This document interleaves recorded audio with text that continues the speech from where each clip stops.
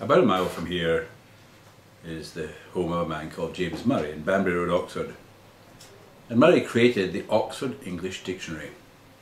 And he did this in a way that hadn't been done before by collecting examples of the meanings of the word in use. Hundreds of thousands of them. Meanings of how do people use the word quite simple like snow or steel or leadership. I've been working on the creation of a 21st century glossary, putting together all the new words that we use on a daily basis. Because Ludwig Wittgenstein, one of my heroes, said that all arguments were due to a failure to agree the meaning of the terms being used. Like, this hospital is more efficient than that hospital. Well, wait a minute, what do we mean by efficient? In this glossary, some words only have one example. Usually technical words like meta-analysis. It's pretty clear what we mean by the word meta-analysis.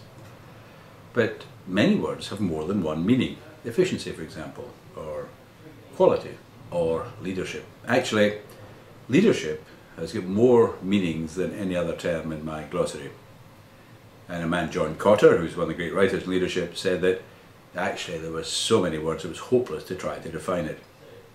Wittgenstein, I can tell you, would have said that we should stop using the word when it causes more confusion than clarity. But I think it is possible from all these meanings to give examples, and I've summarised these for you in the note that you're receiving.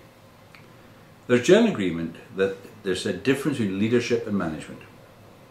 And the key issue is that leaders shape the culture of the organisation, managers work within the culture. So if leaders say the only thing that matters is targets, the managers work to targets. It's up to the leaders to change the culture of the organisation. There is another thing that's common to leaders, and that is that leaders have to give people bad news and help them cope with it. So, leadership. And there are books galore on leadership. But that's a very simple definition and an example of the difference between leadership and management. Now, what we've given you are a lot of words related to leadership, like culture. There's a number of words that relate to the leadership concept, and many of them are also, like the word leadership itself, they're pretty soft. But the glossary we've given you will give you a bit of a grip on this, because the important thing is that you all use the word leadership in the same way. Leadership and management. All leaders are managers. One of the things they've got to do is to get things done, what's called sometimes the operational dimension of leadership. But not all managers are leaders, and shouldn't feel bad about that. Not all leaders are in positions of managerial authority. You can see leaders on the ward or in the clinic or out in the population. So we've given you a distillation of 10 important books for leaders. They're probably not the books that you'd be given if you went on a leadership course, because about half of them are quite technical, books about health services. Because another bit of the jargon is contextual leadership. Leadership in healthcare is different from leadership in the army, or leadership in the motor industry, or leadership in local government. The business is different, so there's a contextual aspect. For example, we'd like to move from a focus only on quality and safety to a focus on value. That's a leadership function, to get people to think there is a thing called value. Here is what it means, the relation of outcome to cost, and here we're going to move the organisation to that focus. Quality and safety will still be very important, but you've got to shift the culture to one that focuses on value. Namely, that every professional is responsible for the balance of outcomes to costs. So there's an example of a leadership function. We need to move from quality to value. Another leadership function that the project of which we hope will be working with you is the move from institutional-based healthcare to system-based healthcare. What do I mean by that? Well, the 20th century was the century in which we created bureaucracies. And bureaucracies are good things. A bureaucracy is a very good thing to have, and if you've ever worked in a society where there is no bureaucracy, where decisions are made on the basis of the personal power of the boss, then you know that bureaucracy is a good thing. But we've separated things too much into primary care, secondary care and tertiary care, or acute care and community care. We need to bring these together into what's sometimes called integrated care, or systems of care.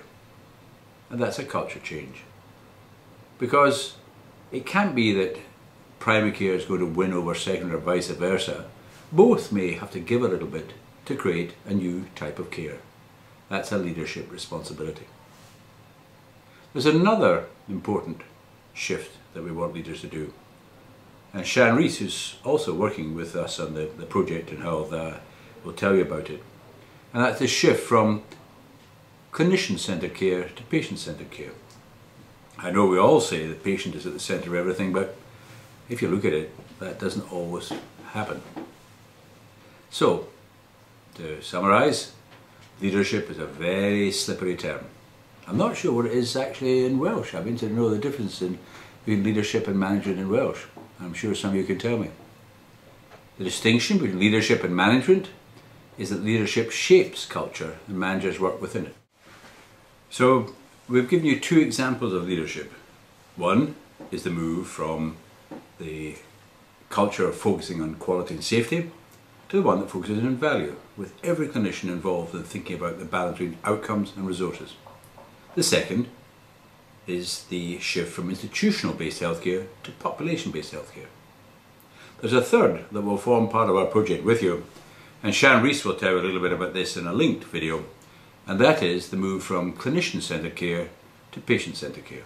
Remember, leadership is a very slippery word, and anytime it comes up in a meeting, just say, let's just stop for 15 seconds and agree which meaning of the word leadership shall we use for the next 20 minutes.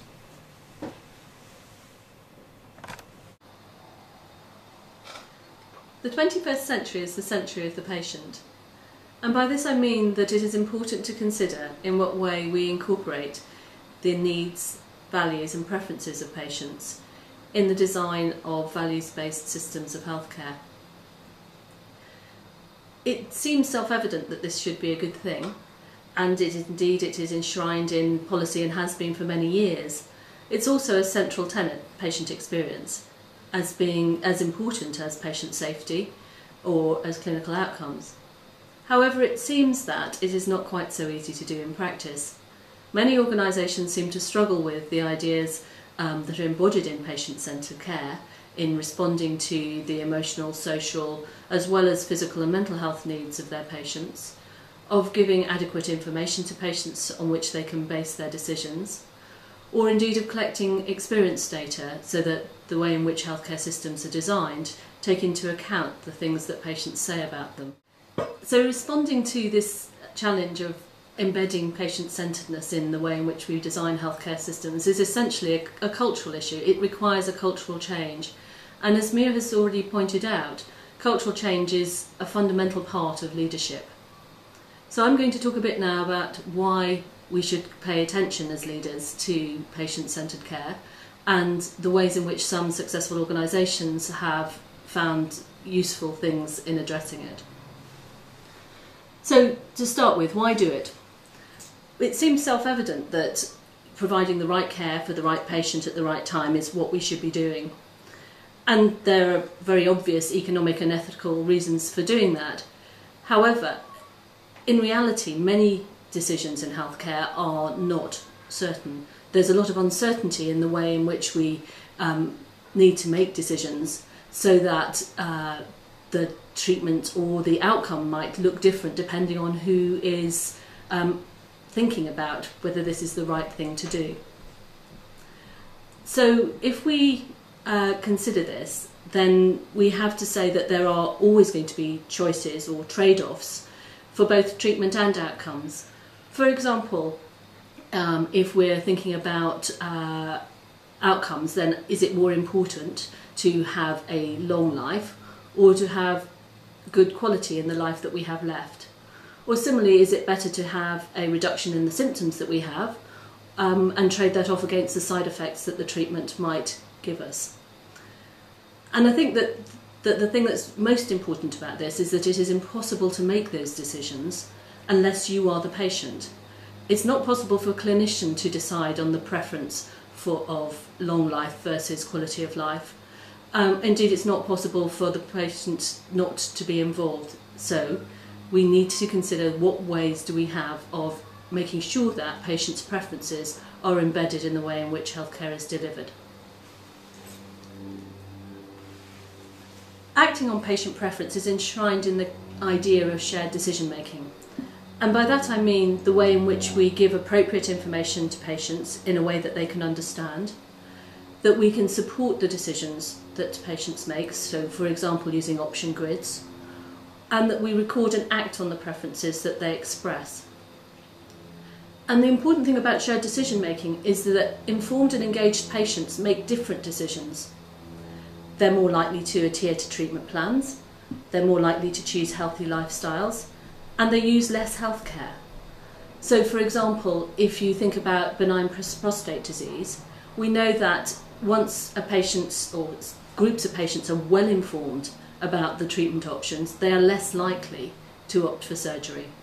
Because in reality, whilst you might reduce their urinary symptoms, actually many people post-surgery end up with sexual dysfunction, which is a least preferable outcome for them.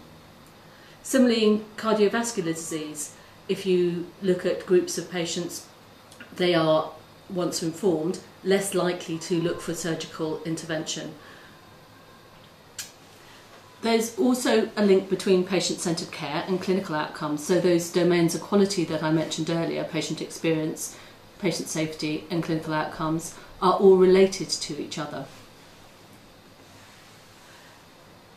The last bit that I think is important to remember about patient preference is that it's not just about the right decision for the right patient, but that actually sometimes if you don't take patient preference into account, you really end up with entirely the wrong decision. And there's a lot written recently about this idea of silent misdiagnosis. We don't find it difficult to think that it is a good thing to make a medical diagnosis and make the correct diagnosis. We perhaps don't think so often about what it means to make the right diagnosis in terms of the preference diagnosis, which is how the patient feels about it. And this can lead to not just costly mistakes in that we intervene when we don't need to, but also make a significant impact to the patient in terms of their experience of healthcare. So what does it take to set up organisations that are patient-centred? There's been quite a lot of work looking at the sorts of things that make a difference in terms of creating cultural change or creating organisations that are patient-centred. And it is largely not about individual initiatives. In order to change culture and make patients really the centre of the way in which we provide healthcare, then we need to embed that in a comprehensive strategic approach across the whole organisation. And there are lots of ways of describing how one might do that, and I think it's helpful to try and cut those down into sort of chunks, and there are essentially, I think, 6 ways that you can think about the sorts of things that organisations might do in order to embed patient-centred care. And that's to do with committed senior leadership, engaging patients and families, supporting staff, measuring and using patient experience data, being a learning organisation, and making sure that resources are available in order to create service changes that are responsive to what patients are saying about the healthcare they receive. And so, just to summarise, patient-centred care is clearly a key component of values-based systems of care. It requires cultural change in order to ensure that that's what we're providing, and this is therefore an essential leadership issue.